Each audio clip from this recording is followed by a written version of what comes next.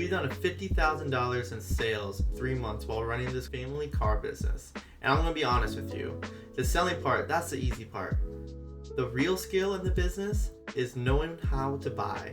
Because if you buy right, the profit is already locked in before you ever list a single card. In this video, I'm going to show you exactly how to find the best deals on Pokemon cards, sport cards, and everything in between. Including a real example where I turned a $7,500 buy into a $10,000 collection. So, let's get into it. There are 3 ways we source cards. Facebook Marketplace, building personal relationships with collectors and hunters, and buying directly from vendors and card shows. Each one works differently and we use all 3. Let's break down each one. If we were to start with Facebook Marketplace is hands down one of our number 1 sourcing tool. And I think a lot of people sleep on it because they think it's for furniture or old bikes, a bunch of random stuff on there. But there are constantly people listing card collections on there. Parents selling their kids old Pokemon binders on Facebook Marketplace every single day if you know how to look. So wondering how we look it up, there should be a search bar, I'll show it in the video. So how we look it up is we search things like trading cards, Pokemon collections, sport cards, lot, card collections. Search broad first, then filter by distance. You'll be surprised what pops up within 30 to 60 miles. But to be honest, if you're in like a more populated city, you won't even have to look it up that far. How do we negotiate? Now this is the part where most people get wrong. In the negotiation, when we see a listing, we don't just message, is this available? You know, that's, if you don't know, that's like the auto AI text thing. So, but we actually look up what they have, do a quick mental estimate of the collection value, and come up with a fair and firm offer. Also agree to come in person, price things together, be like, hey, this are recent sales. We're gonna put it all in a calculator, and then we're gonna times it by 0.70 or 0.75, depending on what we agree on. Real is simple. We buy at 70 to 75% of market value. That's not us trying to rip anyone off. That's us making sure that the numbers work after fees, shipping, and the risk of cards sitting in inventory or the market going down. Watch the previous video. I talked really deeply on what things I would change when it comes to the business, and this is one of the things that I talked about in the previous video, is like buying at this percent. I go deeper into that video on like all the different fees and platform fees, so if you're interested, check it out down below in the description. But let's get back into it. So if someone lists a collection and we estimate it at $400 market, we're offering around $280 to $300. Also, I would recommend going a little bit down. Collector can be pretty inaccurate at times. But if, let's say, the market we calculate for 100 or collector shows for 100, we would offer around 280 to 300. Sometimes they say no, sometimes they say yes, sometimes they counter. And the people that say yes, they just want it gone. But they usually counter by like 20, 30 bucks. You're usually looking for 80%, but it really depends on the cards. But for most cards, we can do 70, 75% if the cards are $2 or more. Anything under $2, I would not recommend buying at 70-75% because of the fees, which I talked about earlier. The key is being respectful but not apologetic about your offer. You're running a business. They know that. They know what you're coming in there for. They know that our goal is to use your cards to make profit and make money, but we're doing the hard work of doing all the work, selling the cards, doing the products, stuff like that. So they understand that. They understand that aspect of the trade and the deal, but always be respectful. If someone says no, then it's okay. It's not the end of the world. There's so many other deals out there on Facebook Marketplace, and the other 2 things that we're also going to get into. Well, there are some deals we close entirely online. They ship it, we pay through Marketplace. Others will drive out and meet in person, especially for bigger collections. Meeting in person also gives you the chance to look through everything before you commit. Make sure you can look at all the conditions, because there's things you can see better in person than online. Like, they can send you all the photos in the world, but it does not beat seeing a collection online. I personally would not recommend buying a collection online without seeing it in person. We have done that before though. Unless it's graded. If they're graded cards, they're all graded 10s or whatever, like that's fine. Like that's like you can pretty much guarantee that the conditions can be good, or unless they end up being fake, which is another thing. If you're in person, you can tell if the card is fake as well. But just wanted to put that in there just as a heads up. If you meet in person as well, this ties into the second thing, building relationships. Building relationships is one of the most important things that I recommend in this card business, as a seller, as a buyer, as in just in general. It's awesome to make friends. It's awesome to make friends in the community that get to know each other and have that type of connection. I met this guy. This is a personal story. I definitely recommend like creating these type of situations if you're looking at getting into selling. We met a guy in Raleigh. We're keeping him anonymous because that's his preference. But this guy is a card hunter. He hunts out collections all across Raleigh. If you don't know, we're in North Carolina. I don't mind telling you guys that. I doubt anyone's gonna come attack me, but but he goes out, finds collections, buys them, and then sells them to resellers like us. And then he brings us a consistent quality inventory at a fair price. We buy at 70-75%. We also we negotiate on Japanese. We go at a lower percent for Japanese, vintage, like stuff like that. Anything that has variables, and then he has all for him. He's like pretty professional about it. He lists all the qualities of the card, if it's near mint, LP, MP, HP, and damage. Those are all like the rankings of how a condition of a card is without it being graded, it's been amazing creating that relationship. We've done a ton of deals with him. How we met is we actually reached out to him. We found him online, saw that he was doing that, and he sent a message saying, hey, we're in a card business, we'd love to buy your collections regularly, see how it goes. And just sending that message, we just went back and forth, and then he sent us a collection, and we went up and picked it up, and that relationship has turned into one of our most reliable sourcing pipelines. One of the most reliable. As building a car business, you're going to want people like that because you can find them. So I have an actual personal example. Collection. He had a $10,000 collection. I'll give you some real numbers of how this works. This is how we this is how we negotiated with him while making this deal happen. He came to us recently with a collection we valued at $10,000 in market value. He had it on collector, all that stuff. Under a 70-75% rule, that puts us at an offer about 7 to 7.5K. So we landed around 7.5K. Actually, no, I think we landed at $7,470 because we saw one card was misrepresented, but that's, he's going through over 1,000 cards in that collection. It's an over 1,000 card collection. So, that stuff happens. And that's what I talked about earlier. It's better to look at the collections in person. It's better to travel and see them in person. You can always, you can more than welcome to ask for a bunch of photos and buy a collection online, but doing an in-person deal, you can see things, miss things, anything like that could happen. Like that would save you and also builds the relationship aspect on that. At the bat, before we sold a SIM card, we got $2,500 of built-in margin.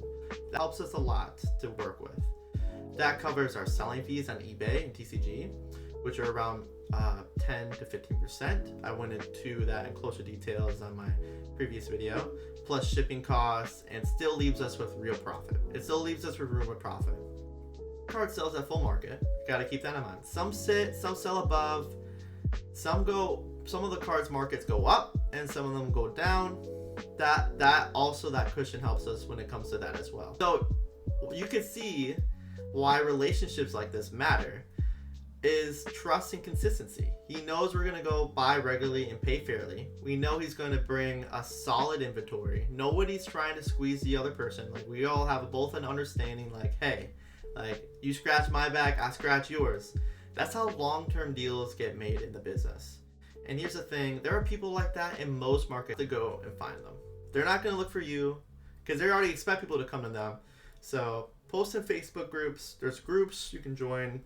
Pokémon, sports, stuff like that, where you can connect with a bunch of people, a bunch of sellers, a bunch of collectors, a bunch of hunters, and you can make those relationships happen. And by meeting him, this is one of their biggest suppliers. So if you are trying to build a card business, or how we are able to get these good deals, connect with people online, building relationships, online and relationships, and how do you build more relationships? Buying at shows.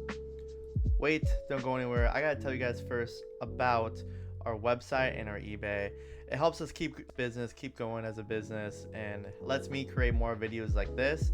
And if you find them any helpful, it would mean the world to me if you just check out the links down below in the description. We have a bunch of cards, sports, Pokemon, pretty much anything you're looking for, even mystery packs. We have everything on there set up and already like that. And I'll try to figure out how to get a 10% discount code down there for the website as well. And other than that, I appreciate you guys. Back to the video. The third way we source is at card shows. We go to shows to sell, but some of our best buying happens right at our own table. My other videos, I've said that we go in there to buy. We go in there purely to buy. People come to you with collections. They see you're a buyer, they walk up and they want to sell. It happens more than you think. And when that happens, the same rule applies. We're buying at 75% of market. Now there's one exception we make. If it's a high demand, fast moving card, something we know we will sell well on eBay within days, we go up to 80%. But you will know we're in the business because the turnover is fast enough that we don't need as much cushion. Collections or cards that might sit 70 to 75%. That's the line. Card shows as buying and building relationships, building connections with other vendors, as well as a whole market of people that are coming in there. If you think about it, if you have, let's say a show has 1,000 people come in, you have 80 other vendors, you can connect with those 80 other vendors. Ask them, hey, what cards are you looking for? Or check out our socials. Like we should link up, get to know each other. That's 80 connections, 80 people you can ask if you're looking for certain cards, as well as customers that come in.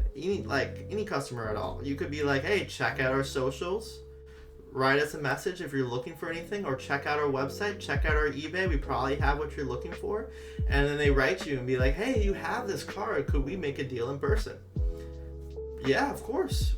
For the fees and taxes, and they write you, meet up, do a deal. Stuff like that is a game changer when it comes to the card business. But people will come up to you wanting to make deals at 70-75%, and it's amazing. Also, if you have any experience with vending or going to bigger shows, I would love to hear your experience down below in the comments below, and I would love to talk with you guys and see like what our different experiences are. I've had pretty decent experience when it comes to card shows. Like we've been able to buy a lot of collections, but I've also heard like some people scamming kids, and like that side of the market or vending is just sad. But other than that, it's been pretty good. So let's tie this all together. Here's how we think about finding deals. Rule number one, always buy at 70-75% of market. No matter what, unless it's a top tier card you're confident in at buying at 80%. Okay with losing money if you buy at 80%. If you buy at 70-75%, then okay, that's fine. You did literally everything you could at that point. Profits you can make at this is how you can run a successful business if that is your goal or directive. Rule number two, and this is what I talked about before, you can buy cards at 80% at some cases, but you gotta know which cards to do and what cards will work well at the 80%. Rule number three, Facebook Marketplace is your best friend. Always check there daily, negotiate respectfully, and don't be afraid to make offers. Even if they're like, oh, I'm not gonna sell for 80, I'm gonna only sell for 85%, still shoot an offer in there, because you don't know if they would still take your offer that you shoot them. I would also recommend checking Facebook Marketplace in the morning, like 5-10 minutes, and then at night, 5-10 minutes. You don't have to be on there all day, right when the second drops. Be like, oh my gosh, there's no need for any of that. Like they're gonna be talking to a bunch of different people, so it's not like I know the market's rough. Like there's a lot of competition in the market, but I don't want it stressed too much when it comes to Facebook Marketplace. Number four is build relationships intentionally. Reach out to card hunters, collectors, and dealers. One good relationship can feed your inventory for months. It takes only one relationship that you can build, and you could be set up for months of amazing deals. Just one person. When you're going to card shows, when you're online, when you're just talking to people, talk to everyone you can. Every single person. I know if you're not an extrovert or a people person, I completely understand that, but it is a game changer. I will spend the first hour of a card show, because I'm with my dad and my brother, They're going to be out on the table vending. I will be going out the first hour, the hour of the show. And sometimes they give you an hour or two to prep. But I will go around every table and talk to every vendor. I will talk to every vendor, get to know each other, what they like to eat. Everyone are people, everyone are humans. Like, everyone likes things, cool things. I found out about a really good Japanese restaurant from one guy. Yeah, it was really good. Great conversation. I'm glad I did it. But I want you to be intentional with it. I think this is one of the most important rules in my personal opinion, and the 70-75%. Number 5, shows. Be ready to buy. Shows are amazing.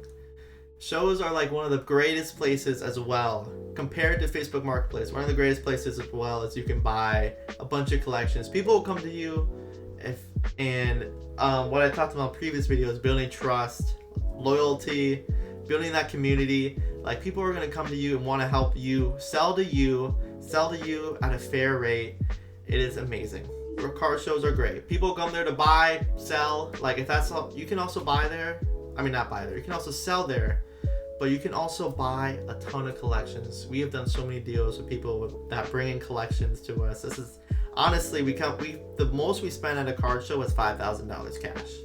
We gave someone $5K cash, and we got a bunch of cards, a bunch of inventory that we ended up selling, listing, running on whatnot at the time, like stuff like that. It works really well. Number 6, always do your homework before you buy. It is super crucial that you look at the market. Look at multiple markets. Don't look at just TCG player. I know everyone like on the market, like you go to a car show, oh, I go off TCG. Look on eBay as well. eBay is in a crazy market. I feel like more sales happen on eBay than TCG. Go on eBay, go on TCG. See what other people are listing their product to as well. Like, when you're going to multiple tables, everyone has their cards priced a little bit differently. See that as well, if you can, if you're at a card show. But again, before you buy, check the conditions of cards. If you're about to do a $10,000 deal, or I mean, even like a $100 deal, you don't want to be out $100. Anything can slip by, and then if you're going to sell it in person or online, and someone tells you, hey, something's wrong with this card and wants a refund, that is going to hurt a lot. That's going to hurt customer satisfaction, your ratings, your reviews. Ratings and reviews are the same thing, but you know what I mean. You don't want to let that slip through. So that is what I recommend. That's generally how we do it.